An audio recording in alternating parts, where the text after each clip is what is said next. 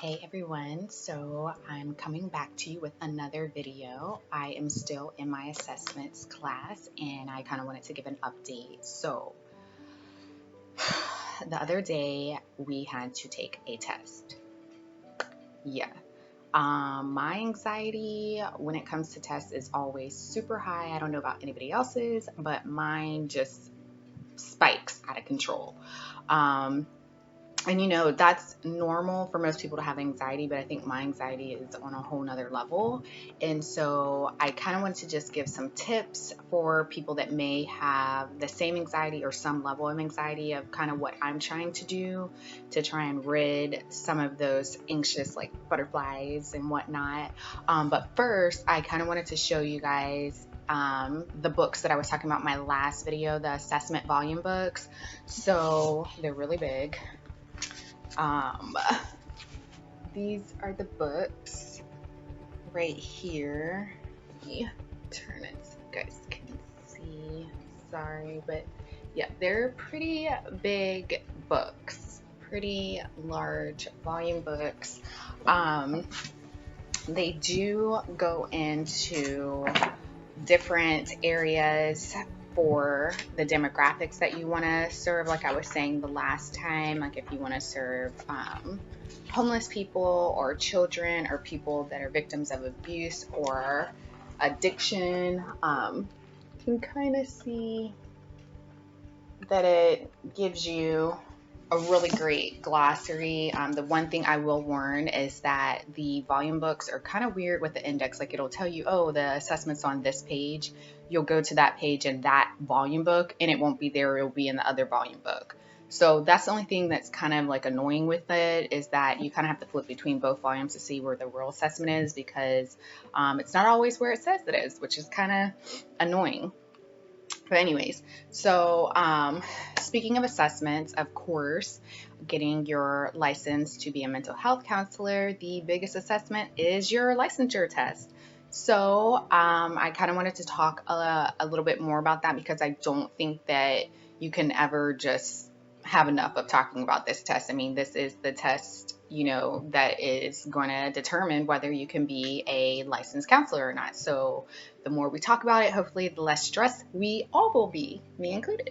So for the state of Florida, to be a licensed mental health counselor, obviously you have to make sure that you have coursework and that you are graduating from a either a CACREP or an ACA accredited school. Particularly, the best thing is to graduate for a CACREP school. So I'm really excited that my school actually got CACREP certified, and in my last residency when I was in Chicago in July, the CACREP people actually came and interviewed us in order for our school, or our online program part of the school, to be accredited. So yay, I'm so excited. I don't have to worry about not graduating from a CACREP accredited school. So that's pretty exciting. And if you're unfamiliar with the CACREP accredited school, please look it up, do your research. If you're watching this video and you're trying to determine if you want to be a licensed mental health counselor, just look up the benefits of going to a CACREP accredited school, especially if the demographic that you want to serve is the military. You will need to have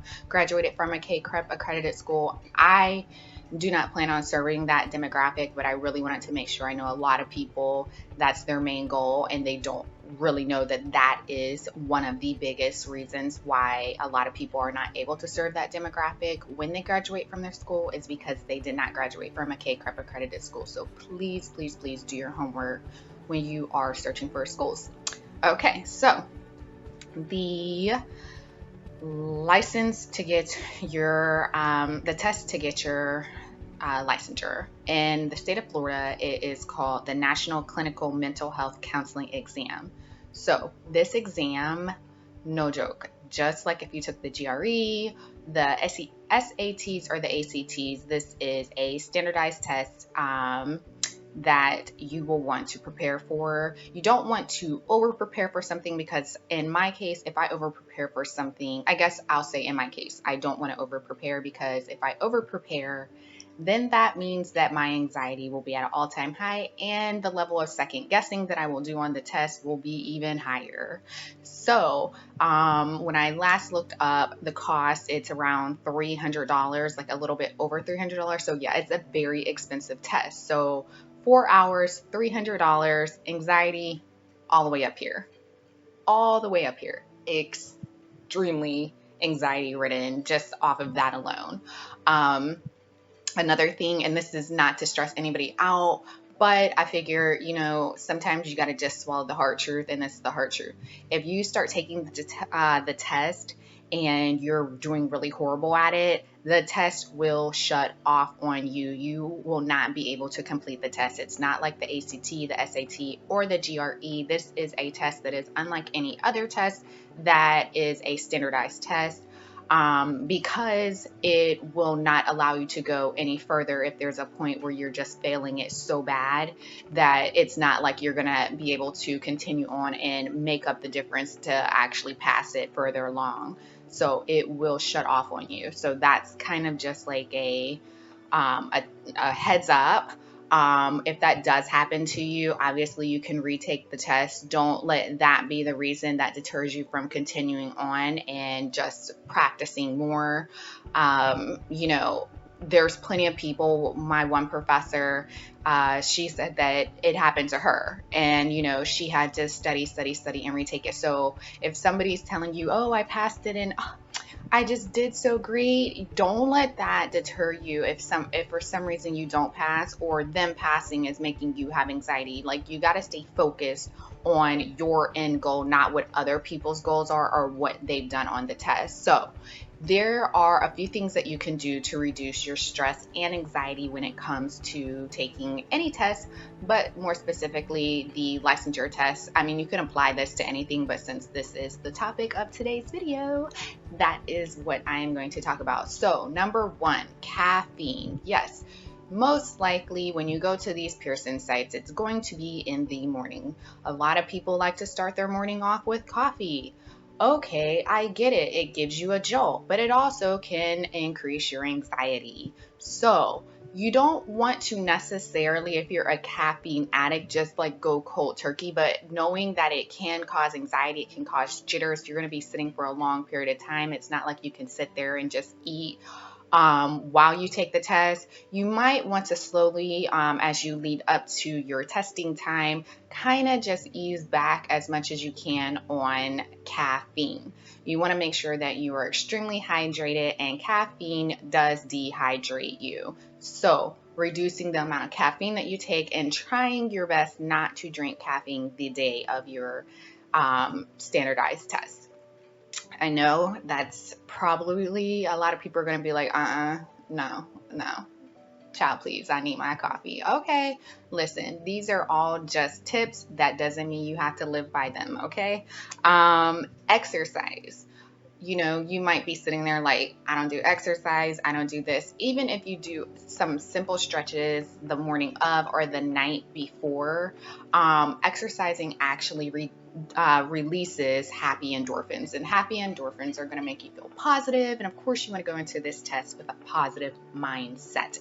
So doing some quick exercises. Nobody's saying that you have to go out and run a 5K. Nobody's saying that you have to lift like 300-pound weights, but just get the body moving, get it relaxed, try and release some of the tension that is most likely going to be in your body while you take this test. You want to release that energy, and you don't want to feel like you're sitting in the test environment like a bottle of nerves. So just stretching a little bit, that's going to help release some of that anxiety and some of that pressure that can be built up, like, in your shoulders and your back, because I know that's where I have my anxiety. So you please try and at least do some stretching the morning of, the night before, and just kind of like on a regular basis. You want to try and incorporate exercise into your daily living anyways. I mean, like, let's be honest, this is a society where most people do not get up and move. That's why the obesity level is as high as it is.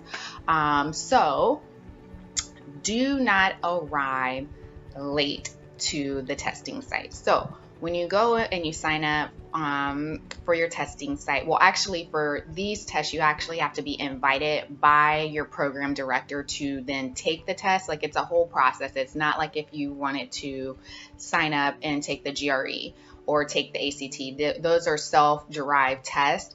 This particular test, no matter what state you're in, you have to have the invitation via your director from your school. So what that means is on the back end, your director actually has to submit and say, this person has completed this for the program as far as hours of field work and interim and practicum. These are their coursework. This is their grades. Like they have to, if you look up in your state, it will show you everything that you need to have accomplished before you can take your test. So the only way they're going to know that you accomplished those things is your school actually has to submit that information to the appropriate place, and then what happens is that an invitation will be sent to you, most likely through your school email, to say you can take the test. So please keep that in your mind, that it's not just as simple as if you had $300 right now and you kind of wanted to test it out and say, let me just take the test because I kind of want to see what it's all about. It doesn't work like that. You have to have the required material and documentation first before you can even register to take the test. So please keep that in mind. It's not like how some tests you can just go and sign up for it. I really want to stress that, because you want to make sure that your school is also submitting your information so you can take your test when you have completed all the requirements to do so. So keep that in mind. Okay, so obviously don't arrive late. Already said that. Don't arrive early. I know you're probably like, what? You're tripping. Don't arrive early. Like everybody wants to arrive early. No. Do not arrive too early for the test. That does not mean if the test is at 8 o'clock, arrive at 8 o'clock on the dot. That might mean you might want to arrive maybe 5 minutes or 10 minutes prior. You want to obviously get adjusted, see what the environment is, but you don't want to arrive so early that you're sitting there and your anxiety is on 10. Like the last time when I took the GRE, and I'll be honest, I did horribly on it because at that point I really didn't take it as seriously as I should. But I arrived early, and what happens is you start seeing multiple people coming in the door and you're like, okay, who's here to take the test? Because you have to remember that this is a testing site. Wherever you sign up is a testing site. It's not a testing site just for mental health counselor test.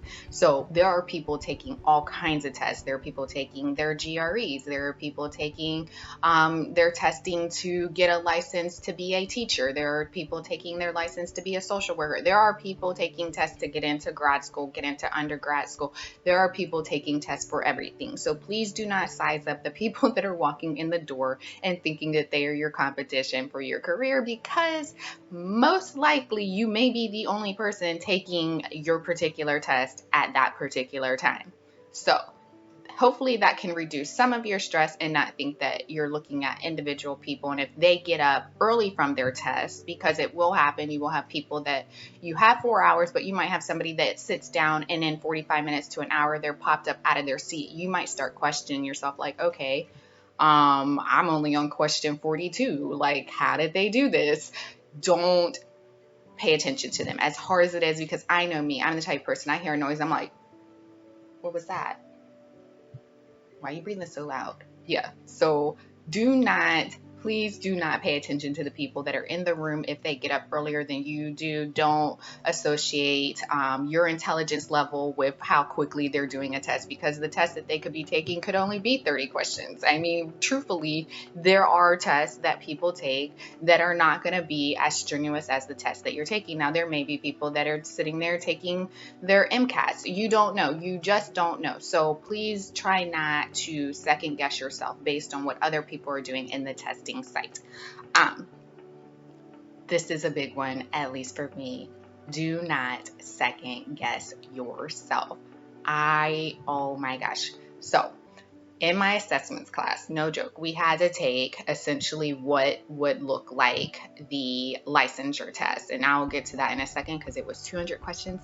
And I slept as soon as I came home the other day from taking it like a baby. Like I woke up around 9 or 10 o'clock this morning. Like I was so exhausted.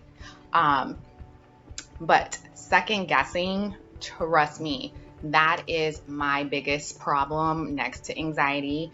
And you can literally fail a test based off of just second guessing yourself.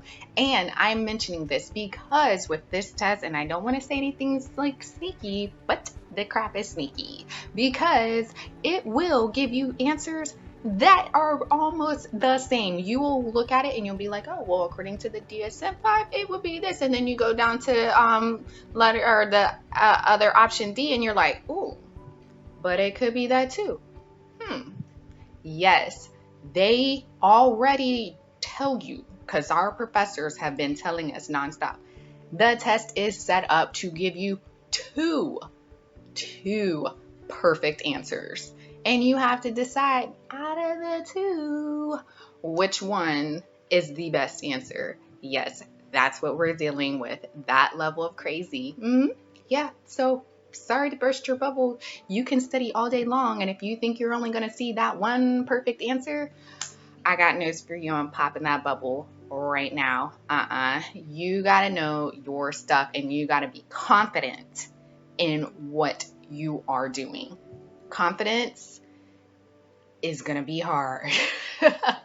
It's going to be hard because you're going to read that question, you're going to read those answers, and you're going to be like, oh my God, it's this one and that one. Ooh, I don't know. Yeah, you're going to have to read. And the best thing to do is to remember context clues. Context clues. Because in the questions will most likely be the answer. Will it be blaring like the same words? No. They ain't gonna help y'all like that. Sorry, they're not. But you might want to read the questions and kind of just plug in the answers with the questions as you go. I know that sounds like, well, duh, but a lot of these questions are not like Johnny blank, da da da da da. And because of blank, it's not a lot of the questions are going to be like that. So you're going to have to figure out how you're going to determine the best answer. And the way that we've been told is context clues. So you're going to have to really read the questions and really digest what it's asking before you jump to an answer. So that's going to take a minute, and that's going to be a part of practicing for this test. You're going to have to learn how they word things and how the answers are worded that are correct. So that's really important, second guessing. Which leads me to my next one, staying positive. So if you get to a question and you do not know the answer, you have read it, you have read the answers, and you're just like, I don't know what the hell. Don't worry about it. Pick what you feel might be best, even if you're like, I don't know what any of these are, A, B, C, D, B. Pick it, move on. Do not get stuck on what the question was. You have to move on. You have to progress to the next question. You cannot stay on the failure that you might feel you had with the last question. So a positive mind always grinds. Okay. So practice taking the test in a similar environment. Yeah, so that could mean going to the ancient world of the library. I know most of us don't do it anymore. But what it does is it puts you in an unfamiliar environment, and it puts you around people moving about, hopefully semi-quiet, but moving about as distractions, but it makes you sit in one spot. It doesn't allow you to be in the comfort of your home, sitting on the couch, on your bed, at the dining table, in your own peaceful and serene, and maybe like how I do before I'm taking a test at home. I like to spray my lavender and vanilla spray and get my fan going and just the ambience. No. Reality check, that's not going to happen, and you should know that. So, yeah, you might want to go to the library. Where I live, I can go to the clubhouse, which most of the time is pretty quiet. It has a huge conference room in there. So, but there are still people moving about. So, try and just consider that if you're able to do that. If not, then you might want to just find a way to kind of like set a timer.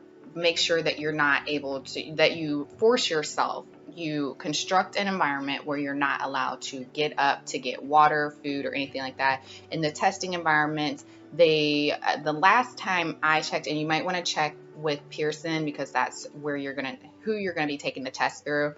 You can get up to go to the bathroom, but it's a whole ordeal, and you might want to just check because, like, I know when the last time I took a test, I didn't get up to use the restroom, but when you go in and out, they do. I think they do like a fingerprint. Some of them do a fingerprint. They definitely take your ID and match it up with who you are. They like make you, like the guy had like a wand, like a metal detector wand. Oh yeah, they don't play. And like try not to wear like super baggy clothes. You want to wear clothes that, like, obviously if it's going to be hot or cold, that you're prepared for, but ain't nobody trying to get patted down like we're in the TSA, like, because that's going to set that's not going to feel good, and that's going to just set up how you feel about the environment that you're in, which unfortunately could determine how well you do on the test.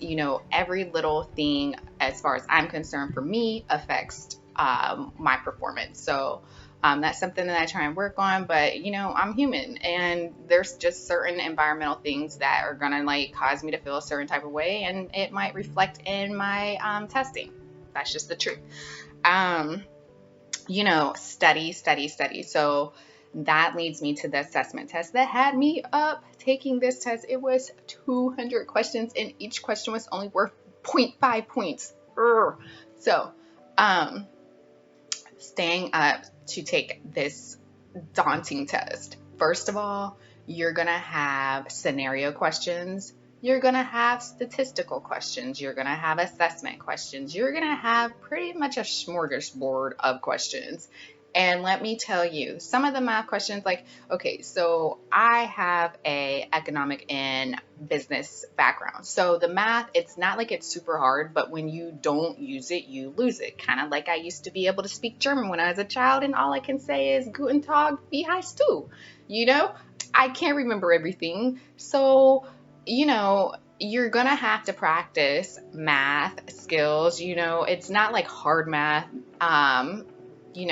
Range, median, mode, those are the easy ones. Obviously, you're going to have to practice interval, quartiles, dot plots. Like, it's basic math, but like I said, if you don't use it every day, you will forget. So that's why the Khan Academy that we're doing in our school is something that you might want to just look up and get acquainted with. So newsflash, you're going to see some math. Sorry to burst your bubbles, but that will occur. So this test, I'm telling you, on question 68, now mind you, there's 200 questions. On question 68, I was done.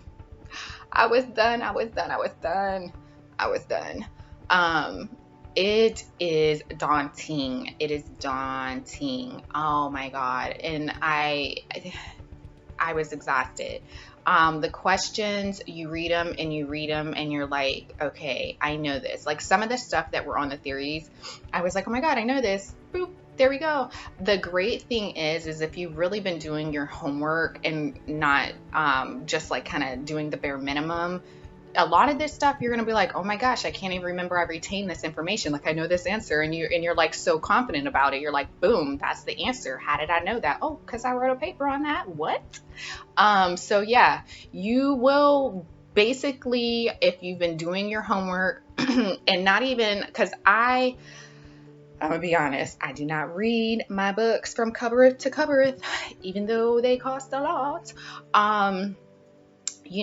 You're going to remember this stuff. If you've been doing your research, even if you've just written a recent paper, some of that stuff is going to show up and you are going to feel confident. And that confidence just on that one question is going to get you to the next question. You're going to be like, okay, I got this. So yeah, even though I was exhausted, it still kept me going. Even when I got to those questions that I didn't know, like some of them I would consider common sense questions that even if you didn't go to school and you didn't really learn this stuff, you're going to be like, okay, my common sense tells me. And I know not everybody has common sense, shade, but, you can just go through practice tests. There's several different websites where you can do practice tests. And I would definitely say team up with somebody and just like, do it. Just try and take the test. Most schools are going to provide you with what I hope assimilation type testing, where it kind of put you through the same paces that the test does. And trust me, there were a lot of questions where I was like, but it could be 2 of them, like I was saying earlier in this video. So just make sure that you're really paying attention to these questions that you are reading and what the answers are. And if there are ones that you're getting stumped on, like, because I know there was a couple questions where it kind of seemed like the same question kept getting asked throughout the test, that I was okay. So this probably lets me know that this is something I really need to study up on and go back on. So that's kind of all I have for today. I just kind of wanted to throw that out there and just talk about, you know, anxiety is a real thing. Like, I suffer from extreme anxiety, just a little thing. I used to have severe panic attacks. Now I get them maybe, if I'm lucky, only once a year. But I attributed that not only to my anxiety, but my diet. I do not eat any meat at all. Very seldom do I eat seafood now. Like, I used to be like, oh, I'm gonna throw some seafood, but it's weird. I just have not been really wanting any type of seafood. But when I used to eat a lot of chicken, very sparingly red meat, like, I've never been a red meat eater. I can't not think about the cow. Like, can't. And I know there's other red meat, but I can't do that. But I'm not knocking you if you do, because I'm not that type of person that's like, you're eating meat. But yeah, the hormones that are put into the foods really affect, like, to the point where my hands would freeze up. Like, that's the level of anxiety I'm talking about, like a neurological anxiety ridden problem. My biggest anxiety is that it's like my hands sweat. They don't sweat right now, but they do. And a lot of people don't talk about if their hands sweat or their feet sweat or their armpits sweat, but hyperhidrosis is a real thing. And so, you know, I kind of wanted to throw that out there because I know a lot of times people have different variations of anxiety and they feel like really isolated. The other thing that I do, and you know, I'm only sharing this because hopefully it helps other people, and it actually helps me to talk about it because I don't really talk about it, is I am an avid teeth picker. Like, I think I might have talked about this in one of my other videos, but I'm telling you, like, I will pick my teeth to death to the point where, like, they're bleeding, but it's like that good pain. Not good. And to the point where I have had braces, like, but it's like moved my teeth around. Like, I can't really tell, but you know, whatever. For me, I can tell. But I don't know. I'm considering maybe getting just like braces on my top teeth, like this too. Whatever, too much information. I know y'all probably tuned out, but yeah, I know that last part was kind of rambling. Whatever. So that was all I wanted to say, and I hope you guys enjoyed the video. I appreciate all the comments and feedback that I get, and I really hope to hear from you guys in the comment section. Please like, subscribe, share the video, and I will see you guys in the next one. Bye!